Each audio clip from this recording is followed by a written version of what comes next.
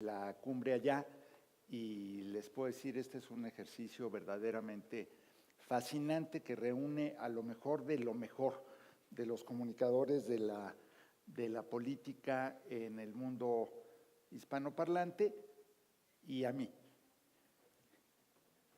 Y yo vengo hoy a decirles algo probablemente muy diferente a lo que muchos de los consultores han platicado.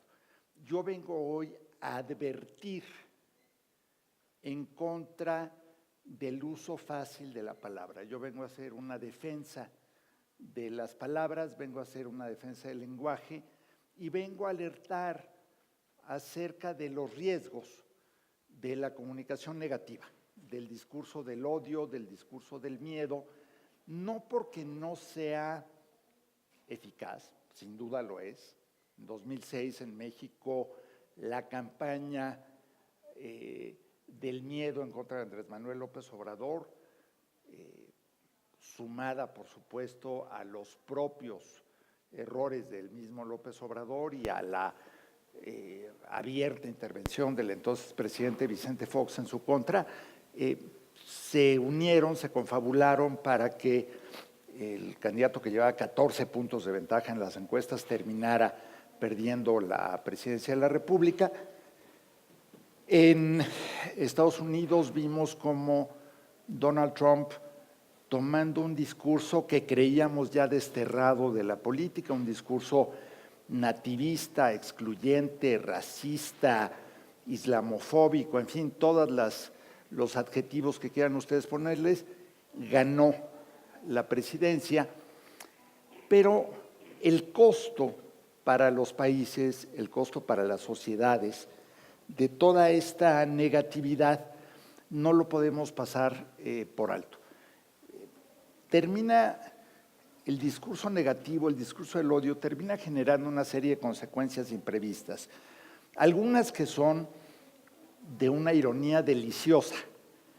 Ver, por ejemplo, hoy a la principal opositora desde el PAN, Andrés Manuel López Obrador. No crean que solo voy a hablar de Andrés Manuel, voy a hablar de otros también, pero a su principal opositora, la que daba entrevistas a medios nacionales e internacionales, se ofrecía para ir a desmontar su, comillas, farsa del desafuero, ahora se suma a su proyecto.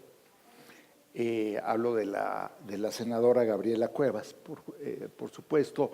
Ver a mi muy respetado y respetable Antonio Solá, que algo tuvo que ver con aquella frase del peligro para México, diciendo hoy que ya no es un peligro para México, como si se hubiera dado una suerte de conversión mágica. Yo pensé que solo Andrés Manuel absolvía a los espíritus errantes, pero por lo visto también los consultores absuelven. O ver también a Ricardo Anaya, candidato del PAN, que era el más defensor, porque además es muy articulado, es un hombre que tiene una facilidad para hablar admirable y en distintos idiomas además, probablemente hable en lenguas, como se dice, ¿no? En sus sueños.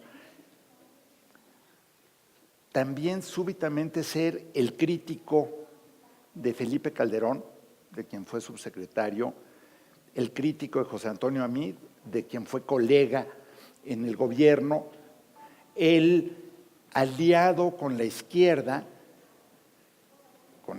digamos moderada, que es el PRD o lo que queda del PRD, y con una cosa que se llama Movimiento Ciudadano que todos recordamos más por sus jingles, que ahí sí hay que reconocer que ellos han abusado de la música, no tanto de la palabra, pero no tanto por sus propuestas, aunque se supone que es un partido más bien de izquierda.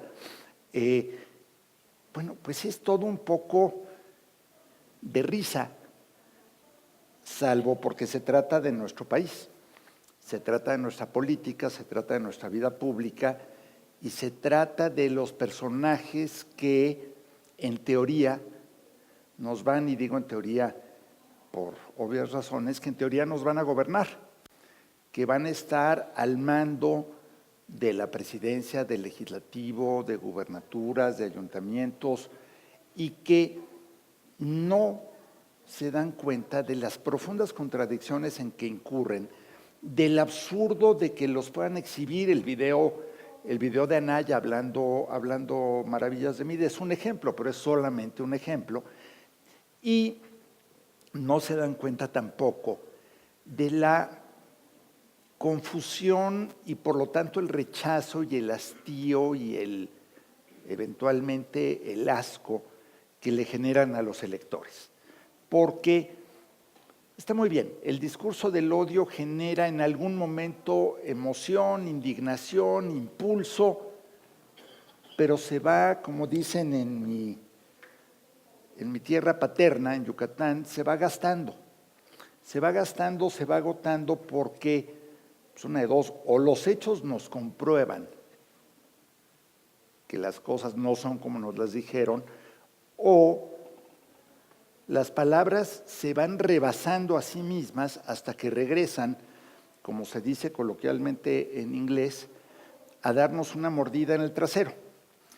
Y se la dan a los electores cuando se topan, por ejemplo, con un presidente que ganó ciertamente sus elecciones, como Nicolás Maduro, o cuando se topan con un presidente como Donald Trump, en que sí, un porcentaje alto de sus votantes vienen de ese sector que se sentía sin voz, excluido, marginado, pero hay muchos otros que dijeron: ya estamos hartos del viejo discurso del establishment, ya estamos hartos de Hillary, no queremos una nueva dinastía, y que hoy se avergüenzan ellos mismos y se atemorizan de lo que hicieron, porque además las palabras, y aquí es un poco un mensaje pues, para todos ustedes que les interesa la política, pero particularmente para los consultores,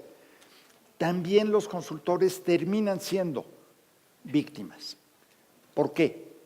No solo porque uno tenga ahora que desdecirse o corregirse y descubrir que ya dejó de ser un peligro el que lo era, pero un poco como el publicista que pasa de la Coca-Cola a la Pepsi-Cola, pues ahora ¿cómo explico que todo lo que dije no era tan cierto y no era tan de verdad? O ¿cómo le hago si creo un pequeño monstruo?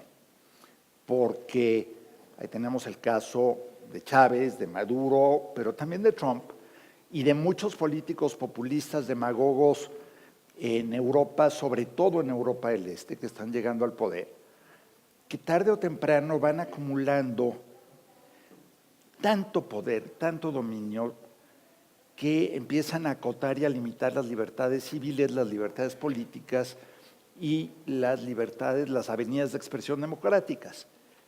Y entonces quienes sufren, quienes sufrimos, son quienes vivimos de las palabras, del lenguaje, en los medios de comunicación, en la comunicación política, en la comunicación comercial. Hay de casos a casos. Me viene a la mente de inmediato el de Steve Bannon. Steve Bannon, creador de Donald Trump en muchos aspectos, es el que le da orden a su campaña, articula su discurso, le da continuidad, le da seguimiento y lo lleva, porque Donald Trump era un hombre de ideas fijas, pero no permanentes. Era un hombre más bien veleta, que coqueteó mucho tiempo con los demócratas, que era pro derecho a la mujer a decidir, que no era, digamos, nunca nadie lo había visto a Trump como un conservador o un derechista radical. Radical sí, pero no derechista, ni izquierdista, ni nada. Era simplemente un hombre excéntrico. Bueno, Bannon lo articula, Bannon lo encamina, Bannon lo empodera, y ya que está ahí, Trump se la cree, y en el momento en que Bannon lo contradice mínimamente, sin darle tiempo siquiera de disculparse, no solo lo despide, lo elimina. Hoy Steve Bannon ya no controla ni siquiera su empresa, Brightman News, de donde lo corrieron, el consejo. ¿Por qué? Porque se volvió un personaje tóxico para la derecha, esa derecha que Bannon construyó como movimiento político desde Breitbart, que movilizó a favor de Trump, que quiso fallidamente movilizar a favor de un candidato impresentable en Alabama. Pero fíjense el riesgo de estas cosas. Un candidato en Alabama que en cualquier circunstancia, en cualquier lugar del mundo, hubiera sido candidato a la cárcel por temas de abuso sexual de menores, por temas de tráfico de influencias, pero sobre todo por un historial largo de relaciones con jovencitas, adolescentes, algunas mayores de edad, otras menores de edad. Bueno, estamos de acuerdo en que en ninguna parte del mundo civilizado alguien así podría tener posibilidades, ya no digamos de ganar, de contender. De acuerdo, es Alabama, no necesariamente forma parte del mundo civilizado, pero aún así, Roy Moore estuvo a 2 puntos porcentuales de ganar la gubernatura, gracias a este discurso de Steve Bannon, este discurso que construyó Bannon y que ha llevado a tantos radicales al poder y que está convirtiendo a Estados Unidos en lo que lo está convirtiendo. Nos podemos reír de Trump, nos podemos reír de los rednecks, pero al final son los que se están haciendo del control y del poder, son los que están hoy llamando a cualquier medio que discrepe mínimamente fake news, y en la descalificación del fake news, y más de un consultor político recurre a eso y le dice a su cliente, no hombre, ni te preocupes en desmentir, ni te preocupes en argumentar. ¿Qué más te da que haya o no evidencias, documentos que te absuelvan? Tú di que es fake news, tú di que es la mafia del poder, tú di que son medios al servicio del poder. Y con ese discurso que Trump ha puesto de moda, lo mismo dictadores asiáticos o africanos reprimen a su población, que políticos en América Latina se zafan de cualquier acusación, por documentada que esté, de corrupción o de manejos indebidos, simplemente echándole la culpa a los medios. Y en esta cascada de culpar a los medios de todo lo que sucede, la gente fácilmente cae. Es muy paradójico. Si observamos, por ejemplo, la encuesta que publica regularmente Mitofsky, mi amigo Roy Campos, sobre confianza en las instituciones, los medios están menos mal calificados de lo que pensaríamos. Están por arriba de los políticos, están obviamente muy por encima de los partidos o de los sindicatos o de los diputados o senadores, pero yo no conozco a nadie que en su tiempo libre, digamos, diga que le cree a los medios o que confía en los medios. Todos son vendidos a alguien. Pero es muy curioso porque yo me quedé en el viejo modelo capitalista en que si uno compraba algo, pues ya era suyo. Nada más que aquí, al parecer, se venden, en esta teoría ciudadana de la conspiración, se venden todos los días, columna por columna, línea ágata por línea ágata, a distintos postores, porque no se puede uno explicar en la diversidad mediática de un país como México, o de un solo medio. Tomen ustedes algún ejemplo, el que ustedes quieran, y van a encontrar, por lo general, mucha variedad. Hay algunos que son muy descarados y muy obvios, pero por lo general van a encontrar mucha variedad de opiniones. Todos están vendidos, todos son falsos, todos son cómplices del poder o del no poder o de la mafia tal o cual, o están haciendo su tarea, que es ser un contrapeso, que es ser un límite a los poderosos, un control a los poderosos. No sé si ya algunos de ustedes o todos pudieron ver la película The Post. Y por lo que veo, prácticamente nadie. Vi dos manos por ahí levantadas y una de esas manos es de alguien que trabaja para Universal Pictures, así que no cuenta. Y yo sé que usted la levantó por amable, para que no me quedara yo solo, pero ¿cuál es la gran moraleja de The Post? Que tiene que haber algo o alguien que tenga el valor de oponérsele a un gobierno que decide flagrantemente mentir, torcer la verdad, torcer los hechos, manipularlos para hacer lo que quiere.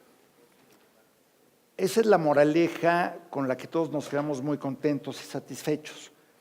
Pero el día que yo la fui a ver, coincidimos varios amigos ahí que tenemos todos de una u otra manera alguna participación en los medios de comunicación.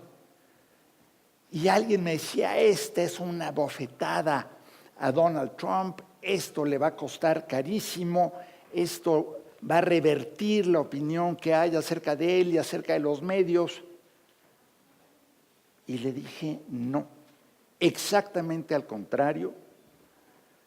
Esto lo que le va a confirmar al gran público, suponiendo que lo vea, es una película muy buena, hecha en un tiempo récord, creo que es la primera vez que Steven Spielberg hace una película en un año. Pero es una película dirigida a nosotros. Nosotros que nos interesan las libertades, nosotros que nos interesan los medios de comunicación, nosotros que de una u otra manera vivimos del juego, de los contrastes y de las contradicciones y de la dialéctica y de los ruidos amenazantes que llegan allá del fondo del salón. Ese es el ferrocarril de la verdad absoluta que viene en camino. Para acá, si no nos quitamos, nos va a arrollar. Pero si un ciudadano común y corriente de Kansas, o de Arkansas, o de Kentucky, o de prácticamente cualquier estado del Midwest, del gran Midwest estadounidense, ve la película, va a confirmar todos sus prejuicios. Los medios elitistas, en este caso encabezados por la socialité multimillonaria Katharine Graham, que están metidos en la cama con los poderosos, con el gran dinero, con las élites de Washington,